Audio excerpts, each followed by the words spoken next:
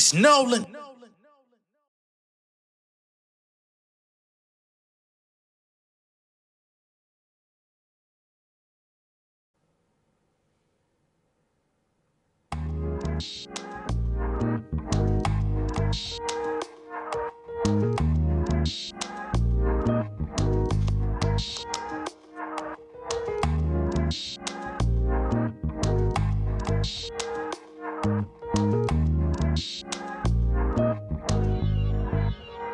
Yeah, she from a small town, pecan brown, holding it down. On the way to college, dodging them clowns, fixing the crown. Yeah, off kilter but beautiful with no filters or lip fillers, making them girls jealous. But really, she simple, ain't thinking about it. She don't see what's popping, stick to herself, spiritually vibing. Her weakness is kindness, open to meeting people, but she don't see intention. She been sheltered, so when she gain the trust, believe in anything you tell her. Like a street smarts, natural sweetheart, swept off her feet by some nigga that call herself unique. They start buying and spending more time together through cuffing weather. She with whatever. He got a hold of her hidden treasure. Next thing you know, she pregnant, stomach bulging. Homie losing composure through the term. This nigga barely sober. She insecure about his whereabouts. He quit the warehouse. She ain't hear from dude in days. Sleeping on his friend's couch. That's what he told her. But he's selling dope. Trying to buy some baby coats. Caught up in the life. Got arrested. Now she left the coat. Damn. Black queen in a vacant castle. It's like having a passport with nowhere to travel. Yeah.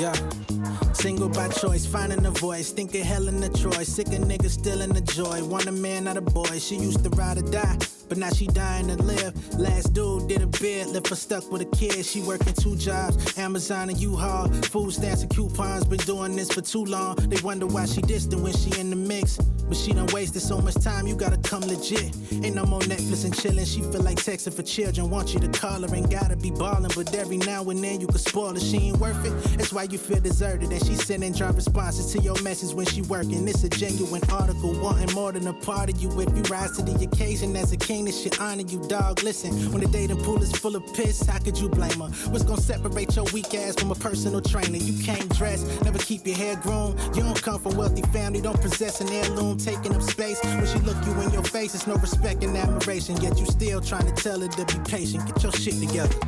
What a lot of men don't like to acknowledge these days is that these women are so educated. They graduate college at alarming rates compared to black men. They holding down families. They looking out for their mothers, their fathers. We got women at 18 out here paying off the arrears of their father's child support payments, man. And y'all still trying to play with these women like they not holding it down, like they not the anchor to the ship, like they not the foundation, like they not the backbone of the household, man. I ain't saying that some out here ain't crazy, manipulative, vindictive. We know that, we acknowledge that, we see that on an everyday basis, but we also see these women thriving.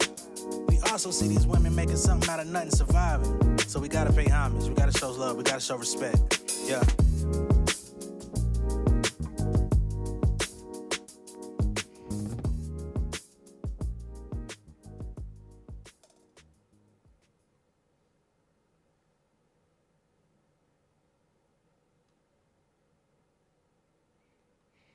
What's going on, beautiful people? It's the kid J Nolan here. Welcome back to another episode of Inside the Industry, your number one source for music, entertainment, commentary, and breakdowns. All right.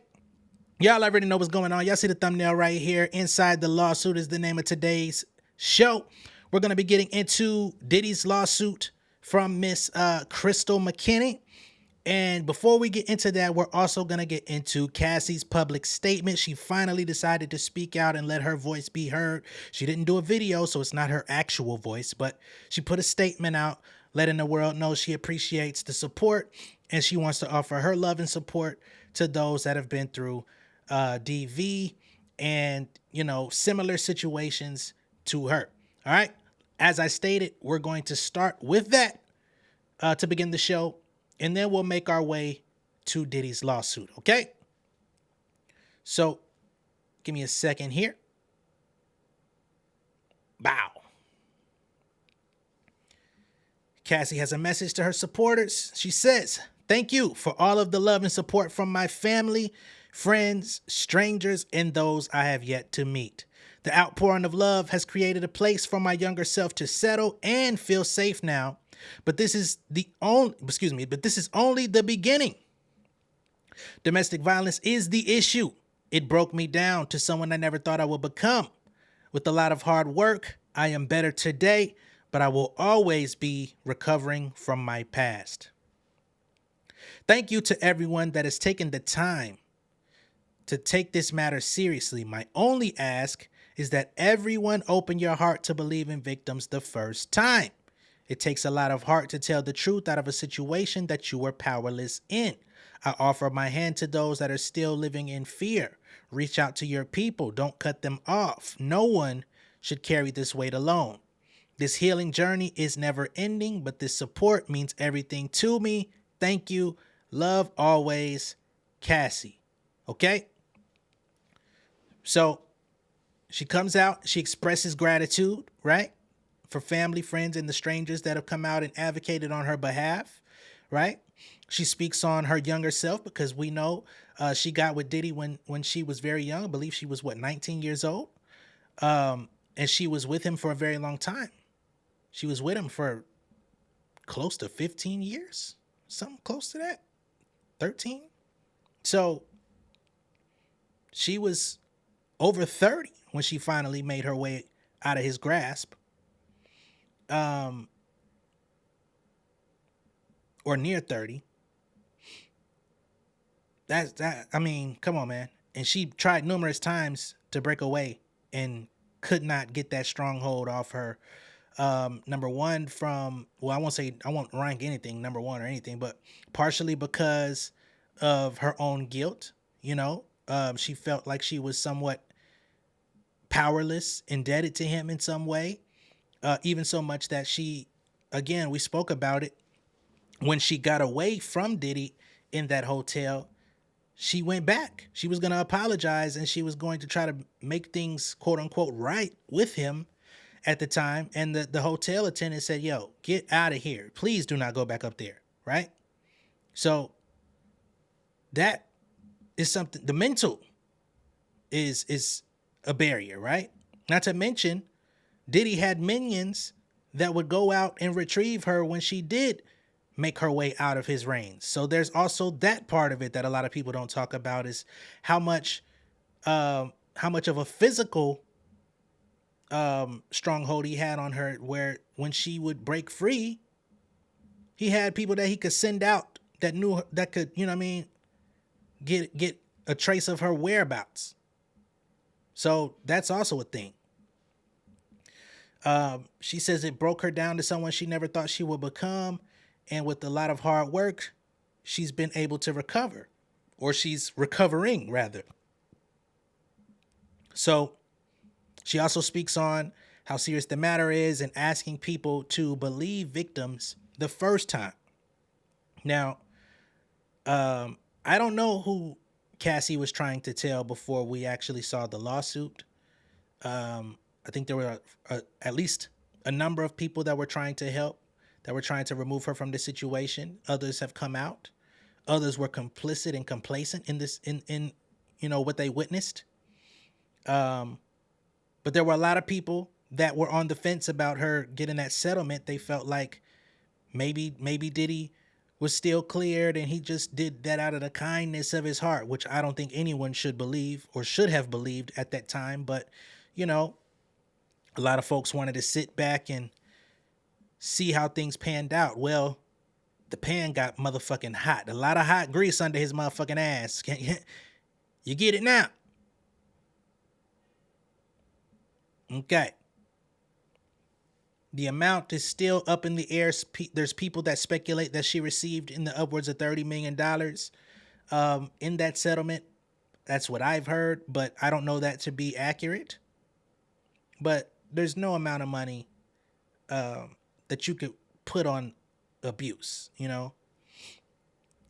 Now, with all of the support that Cassie has received, it pains me to speak on this, but there's a certain mentality out there of people that still can't seem to find it within their hearts to reason with Cassie.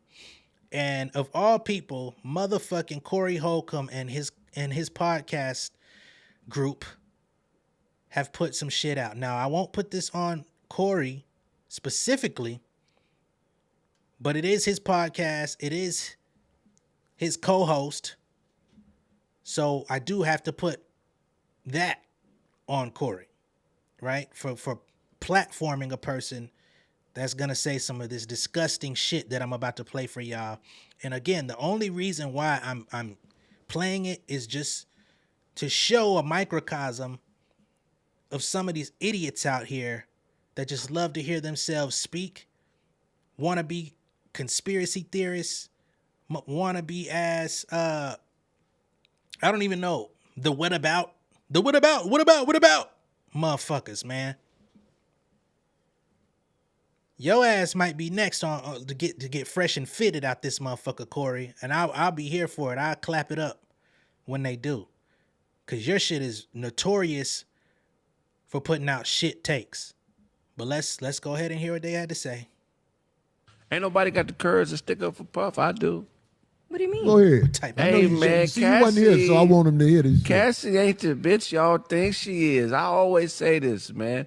Domestic violence is not always abuse because some bitches like to fight. What?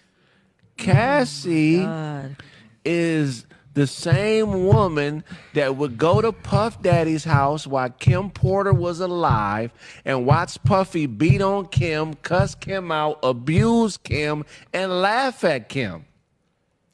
Kim's friends have came out and it's documented that they say Cassie used to be torturing Kim with Puff. I would love to know where those documents exist. Someone please direct me to those documents. Is that, as I'm looking for it, is it Cola Booth who said this? Is that where his definitive statement is coming from? Somebody that we're taking with a grain of salt? Somebody that we're listening to but not fully, given the benefit of the doubt? Is that where that came from?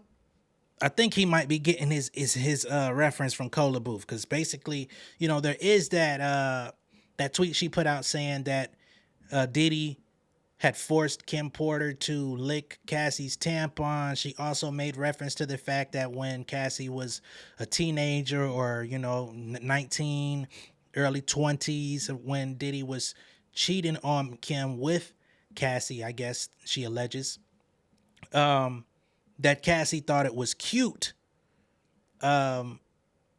Whatever type of dynamic they had going on, she alleges that Cassie thought it was cute until she became Kim Porter herself. Again, I don't want nobody to say that's what J Nolan said.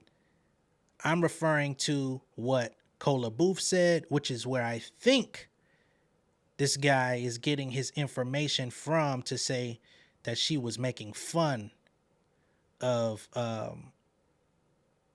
Kim as far as Cassie. All right. So I just want to be very clear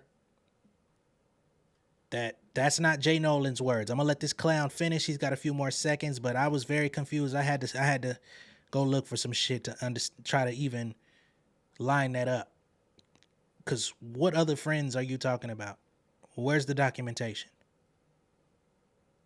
Somebody please help me. Y'all may have seen more than I have.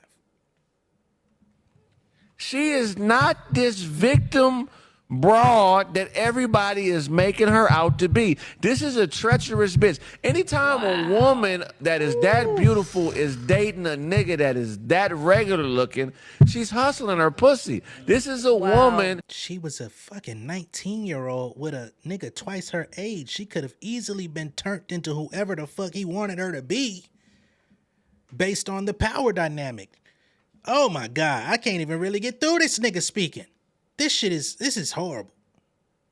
That hustles vagina, and we treating her like she a Claire Huxtable or a respectable everyday woman. This bitch is a libido whore. She's libido hungry, and she's money hungry, and she's eating, sucking, and fucking on anybody that got the paper. That $30 million settlement she got, a portion of that should go to Kim's kids. Wow. That was tough to even sit through. And it was less than 90 seconds. That was tough to fucking sit through. I don't know the name of that nigga that was talking. He's on Corey Holcomb's podcast. I don't wish negative things on people. Something happened to him. Par the course. Hit a birdie on his motherfucking ass, Tiger. Cause damn. We don't respect that shit, man. We don't respect that at all. A libido whore? Who even speaks like that? It's a black man talking.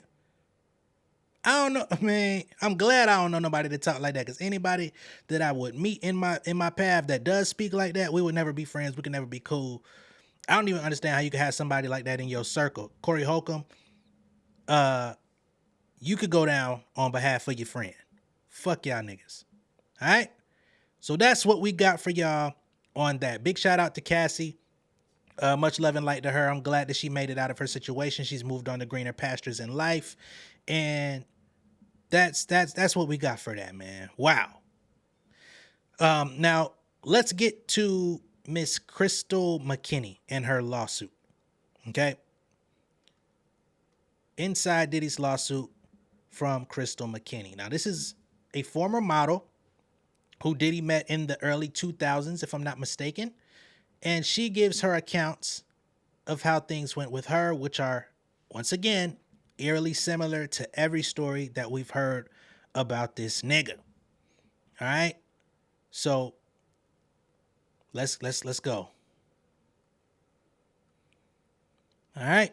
United States District Court, Southern District of New York. Crystal McKinney plaintiff against Sean Combs, a.k.a. P. Diddy Bad Boy Entertainment, LLC, doing business as Bad Boy Records, Bad Boy Entertainment Holdings, Incorporated, Sean John Clothing, LLC, and Universal Music Entertainment Group. All right. What do we have here? Plaintiff Crystal McKinney, by and through her attorneys, Phillip and Associates, hereby alleges an averse of the defendant Sean Combs, a.k.a. P. Diddy, Bad Boy Entertainment, LLC, y'all the bullshit, alleges upon information and belief as to all other matters as follows. Nature of the action. Plaintiff brings suit against defendants pursuant to the NYC Gender Motivated Violence Act, NYC Admin Code 8901. To redress the substantial and lifetime injuries she has suffered as a result of being drugged and SA'd by Combs. This court has jurisdiction over this action pursuant to 28 USC, insofar as there is complete diversity between the parties and the amount in controversy exceeds $75,000. Plaintiff is a citizen of the state of Georgia. Defendant Combs is a citizen of the state of California. Bad Boy Entertainment Holdings Incorporated is a domestic business corporation licensed to do business in New York and is headquartered at 1440 Broadway, 3rd floor, New York, New York 10018. We're going to skip past some of this just to get into everything. Procedural requirements. The NYC Victims of Gender Motivated Violence Protection Act. Now, I am interested to know how she can file on behalf of this act. I thought that act expired in New York last year. Maybe I'm wrong, but I thought it expired. Let's keep going. The NYC Victims of Gender Motivated Violence Protection Act created a look-back window on March 1st, 2023, which runs for 2 years for survivors. Okay, for 2 years. For survivors of gender-motivated violence, allowing them to sue their abusers regardless of when the abuse occurred. NYC Admin Code 10-1105A. The NYC Gender Motivated Violence Act revives any claims against a party who commits, directs, enables, participates in, or conspires in the commission of a crime of violence motivated by gender, has a cause of action against such party in any court of competent jurisdiction. The appellate division has held that SA is an act of gender-motivated violence under the law, as coerced sexual activity is dehumanizing and fear-inducing. Malice or ill will based on gender is apparent from the alleged commission of the act itself. Animus inheres where consent is absent. They refer back to Brees v. Haggis. The above described conduct of defendant Combs, including but not limited to defendant Combs SA of plaintiff in New York City, constitutes a crime of violence and a crime of violence motivated by gender against plaintiff as defined by the NYC Gender Motivated Violence Act. Okay? We're going to skip past some of the accolades that they put in here. Right?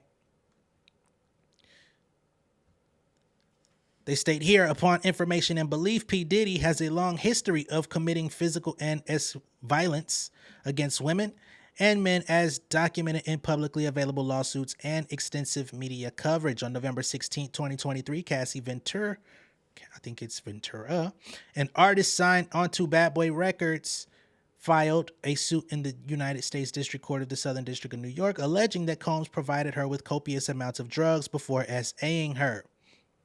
On November 23rd, 2023, Joy Dickinson Neal filed suit in the Supreme Court of New York, alleging that Combs drugged her, SA'd her, and filmed a revenge porn tape of his assault. On November 23rd, 2023, Liza Gardner filed suit in the Supreme Court of New York, alleging that Combs and Aaron Hall SA'd her when she was a minor. On December 6th, 2023, a Jane Doe filed suit in the United States District Court of the Southern District of New York, alleging that when she was a minor, she was, let's skip that, taken advantage of by Combs, Harve Pierre, and a third unnamed assailant. Okay. Then we get to Lil Rod. On February 26th, 2024, Rodney Jones filed a suit in the United States District Court of the Southern District of New York, alleging that Combs SA'd him and provided laced alcoholic beverages to minors.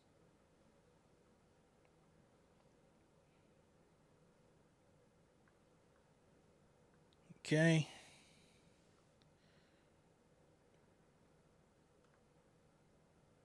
We're going to skip past some of these.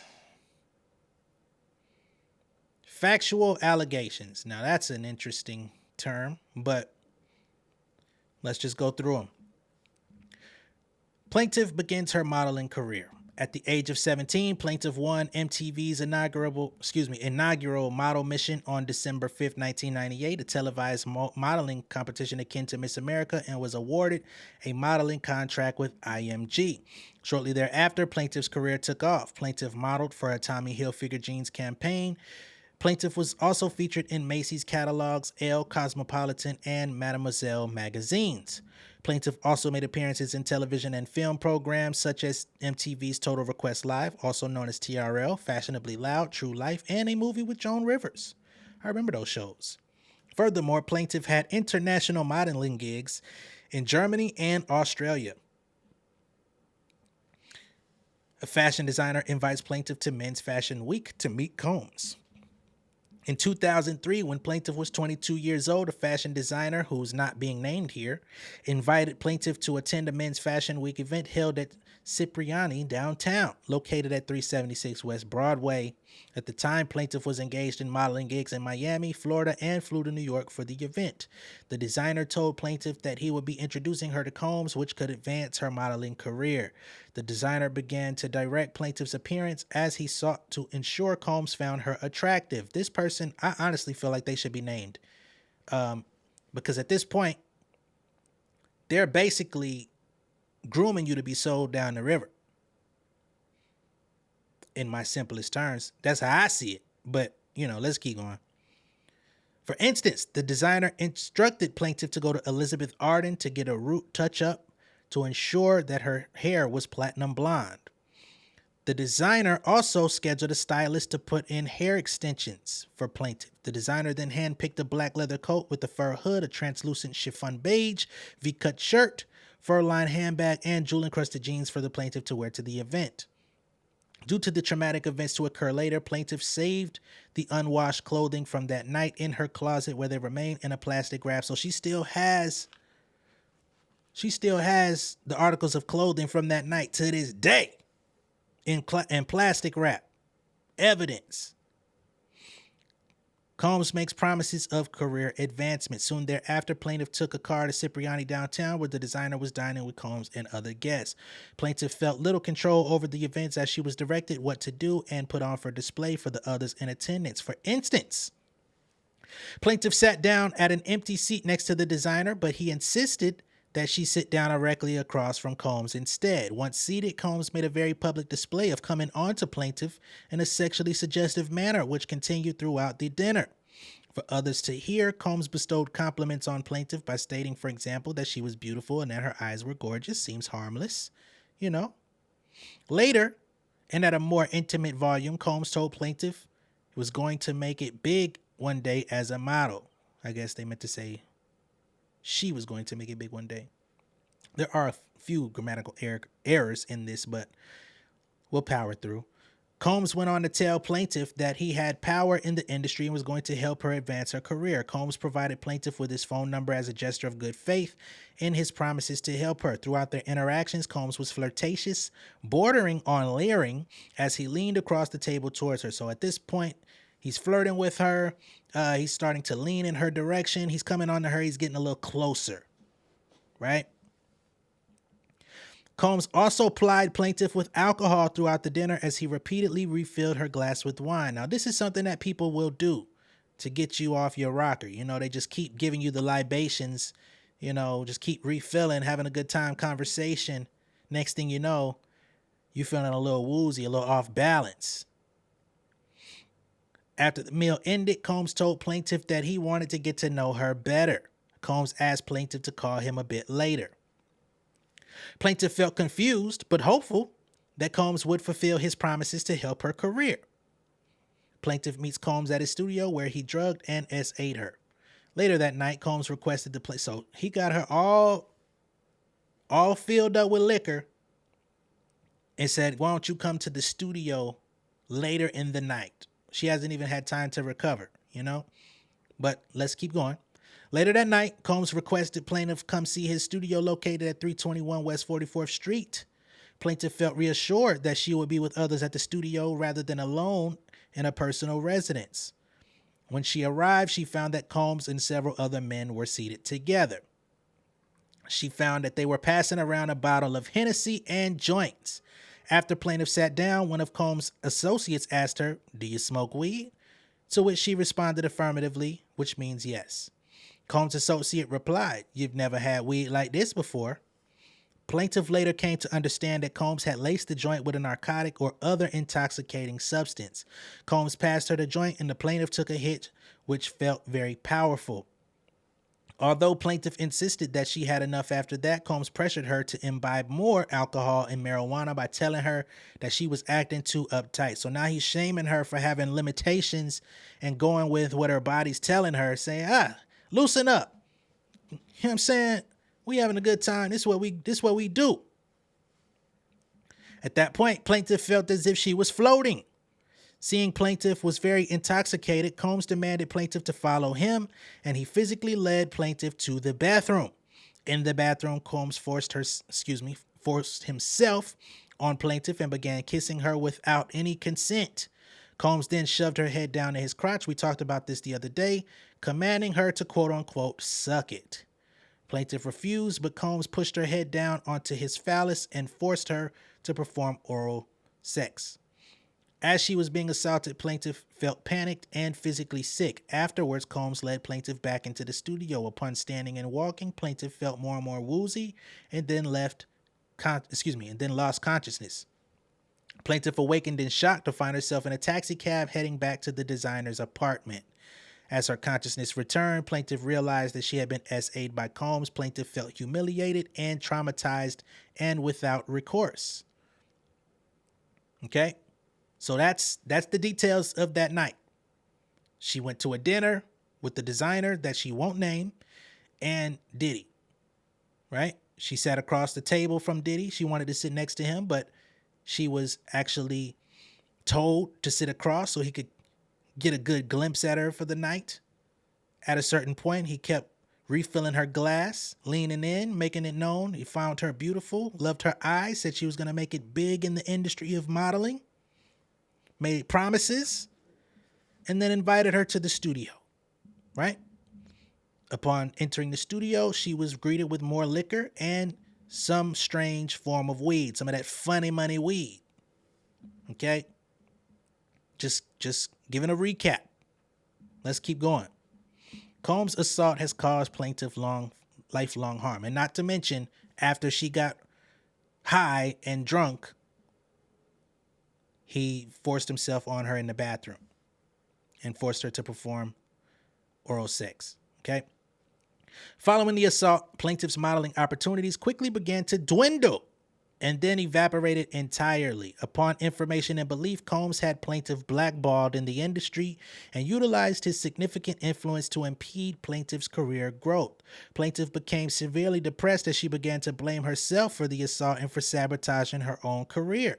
The assault led plaintiff into a tailspin of anxiety and depression. In or about 2004, plaintiff attempted to unalive herself and was hospitalized.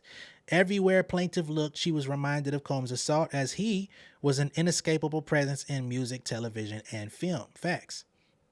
In the ensuing years, plaintiff has also experienced alcohol and drug addiction as she attempted to cope with the emotional trauma of being assaulted. Plaintiff has also experienced intimacy issues as she struggles to maintain emotional and sexual relationships with men. Plaintiff was married from approximately 2006 to 2010. However, her marriage fell apart as she had a mental breakdown precipitated by memories of said assault. Combs' assault has altered the trajectory of plaintiff's career, denying her a successful and lucrative career in the modeling and film industries. To this day, plaintiff experiences bouts of depression, anxiety, body image issues, also known as dysmorphia, feelings of worthlessness, and intimacy issues because of Combs' assault. Plaintiff is a woman of faith, and when she saw news coverage of the lawsuits from Miss Cassie Ventura, Miss Dickerson Neal, and others, she knew she had a moral obligation to speak up. Plaintiff prayed to God before bringing this lawsuit as she feared further violence and or retaliation from Combs, but ultimately decided that she needed to speak her truth. Plaintiff seeks justice for herself and for any of other Combs victims. Okay? Cause of action. As a first cause of action, the NYC Victims of Gender Motivated Violence Protection Act. Plaintiff repeats, reiterates, and realleges each and every allegation, excuse me, made in the above paragraphs of this complaint as if more fully set forth herein at length. Okay, we're going to skip some of this stuff simply because it really just kind of reinforces what we've already talked about. Okay, I'm scrolling through to see if there's anything outstanding that would lend to the need of reading. All right. Jury demand. Plaintiff demands a trial by jury of all issues. Prayer for relief. Wherefore, plaintiff respectfully requests a judgment against the defendants, declaring that defendant Combs engaged in unlawful practices prohibited by the New York Victims of Gender Motivated Violence Protection Act, in that Combs drugged and S.A.'d her. Declaring the defendant's Bad Boy Records, Sean John Clothing. I wonder why she put Sean John Clothing in there. Did she model for Sean John at any point, or is she just attacking all assets? I don't know. And Universal Music Group engaged in unlawful practices prohibited by the New York City Victims of Gender Motivated Violence Protection Act. I'm pretty sure Universal Music is going to fight back against that too, the same way they did with Lil Rod to get themselves removed without prejudice, or excuse me, with prejudice. Awarding plaintiff compensatory damages for mental and emotional injury, distress, pain, and suffering, and injury to her reputation in an amount to be proven. Awarding plaintiff damages for defendant's breach of contract. Awarding plaintiff punitive damages. Awarding plaintiff attorney's fees, costs, and expenses incurred in the prosecution of the action. And awarding plaintiff such other and further relief as the court may deem equitable, just, and proper to remedy defendant's unlawful practices. So, we don't know the monetary value that she's seeking, but we do know that there is a value that she is seeking. All right, so that's the lawsuit on Diddy. Okay? From Miss Crystal McKinney, former model, and she's saying that after he forced her to engage in these sexual activities in that bathroom, all of a sudden, all of her modeling opportunities began to dissipate. She was then blackballed from the industry. She was not invited anywhere else. And at that point, she could not escape his grasp on music, television, and film, because his music was everywhere. His music videos were everywhere. He had multiple shows on MTV. He was doing vote or die campaigns. He was you know, the guy. So I can understand how traumatic that could be, because you're constantly seeing this person and they're getting nothing but praise and accolades. He was able to do this for fucking decades. So that's Miss Crystal McKinney's story. And I do want to see if I could find the video of MGK talking about the strength of Diddy's weed, because he said it in a joking manner, but he definitely said that Diddy smoked on some real strong shit that he had never had before, and it had him doing some weird shit too. So this will only add confirmation to the story of what Miss Crystal was talking about. I had smoked something that Puff had gave yesterday. I had smoked something that Puff had gave me, and it was like it was as if I had partied like 3 nights straight. It was like, it was the craziest.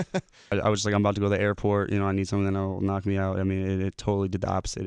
I was doing crazy dance moves to the weirdest music for 20 minutes straight, like while he was on the phone, and I was just outside the window looking in while he was looking at me like, man, I just wanted someone to go to the airport, you know, just to last me so I can knock out on this flight. And he's like, yeah, I'm having my guy. So he goes down, comes back up with his stuff, and the guy shows Puff, and Puff's like, no, I'm trying to give him like he said the Snoop Doggy Dog is what he said he's trying to give me. So I was like, oh yeah, for sure. I want, yeah. What is that? What's up with that? Where's that at? Sounds good. Whatever the hell that is. I'm like, what is that? So long story short, he finally finds it, and he's like, oh, here you go. He's like, now my guy said take 4 hits and like stop. All right. You know, and we didn't. You know, you just kept going. So, yeah, and so like he was like, come back up in 5 minutes.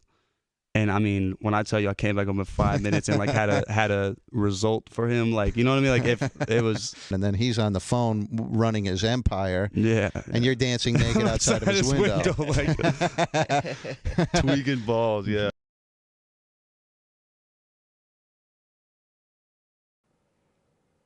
All right. So that's MGK, Machine Gun Kelly, talking about how Diddy gave him some of the Snoop Doggy Dog, quote unquote.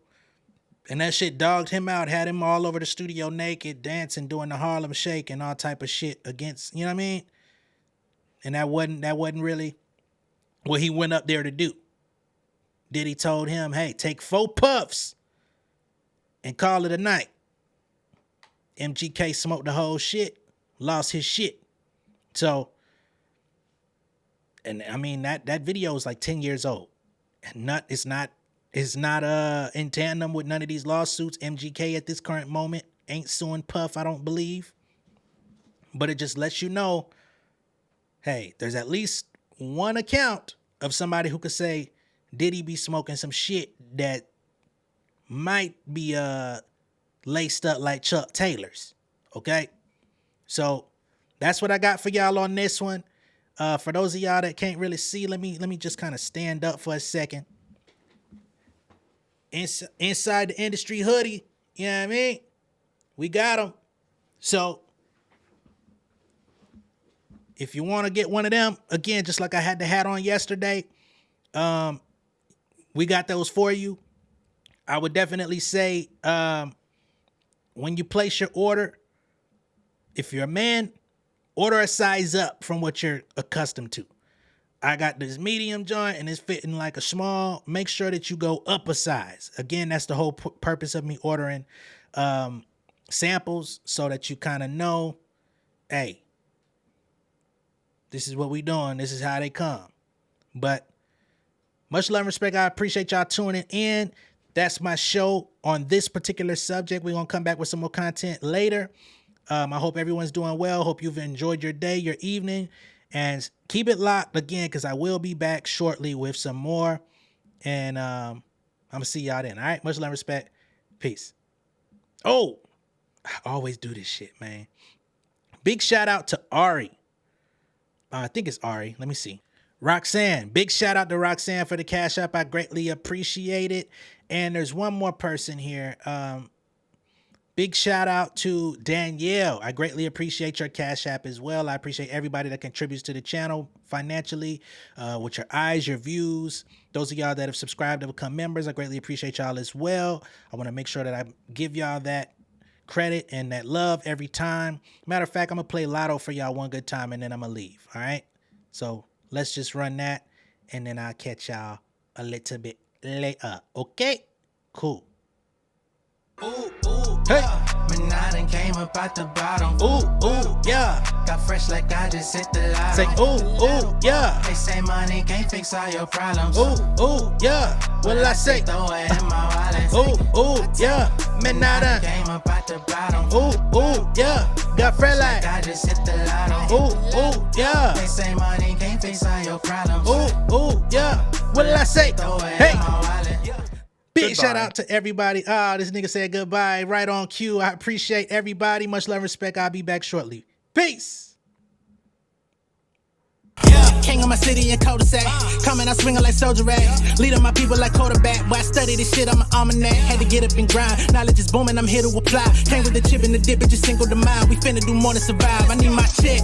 Spinning the block for the Gouda. We hitting the jeweler to flood out the net. We don't do beef for computers, I'm straight out the sewer. We come when you rest. Niggas be looking perplexed, so keeping my foot on their neck. No map, I trust my gut for the quest. But drama, I'm fully abreast. I was ready for years and they died of me. All of a sudden they tell me they proud of me. I been dropping these haters like calories. Cross them out, I came back with some boundaries. Stand for my honor, but too raw, no corner. Packing the stick with a drummer. Wanna catch my bad, won't fumble. I done came too far to be humble.